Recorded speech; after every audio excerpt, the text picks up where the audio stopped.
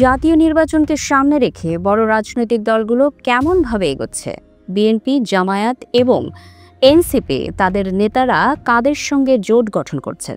রাজনৈতিক মহলের ধারণা অনুযায়ী ফ্যাসিবাদ বিরোধী দলগুলো মুখে যাই বলুক, তারা নির্বাচনী মাঠে এখন সক্রিয়। বিএনপি, জামায়াত এবং এনসিপি বর্তমানে পৃথক জোট গঠন এবং আসন সমঝোতা নিয়ে তৎপর। পাশাপাশি বাম, ডান ও ইসলামী দলগুলো নিজেদের মধ্যে পৃথক দুটি জোট গঠনের চেষ্টা করছে।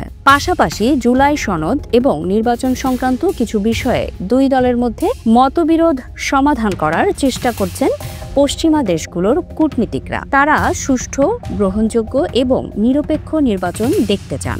ইতোমধ্যে বিএনপি, জামায়াত, এনসিপি সহ কয়েকটি দলের সঙ্গে তাদের যোগাযোগ রয়েছে। জাতিসংঘ সাধারণ পরিষদের অধিবেশনে প্রধান উপদেষ্টা অধ্যাপক ডক্টর মোহাম্মদ ইউনূসের সফরসঙ্গী হিসেবে নিউ ইয়র্কে অবস্থান করছেন বিএনপি, জামায়াত এবং এনসিপির গুরুত্বপূর্ণ নেতারা। রাজনৈতিক বিশ্লেষকরা বলছেন এটি হতে পারে আস্থার সংকট দূর করার একটি কৌশল। যদিও আনুষ্ঠানিকভাবে কিছু জানা যায়নি। দেশে ফিরলে দলগুলোর কর্মকাণ্ড পর্যবেক্ষণ করলেই বোঝা যাবে পরবর্তী রাজনৈতিক পরিস্থিতি। দেশের মানুষ এখন চাইছে অস্থিতিশীলতা নয়, বরং আলোচনার মাধ্যমে সমস্যার সমাধান।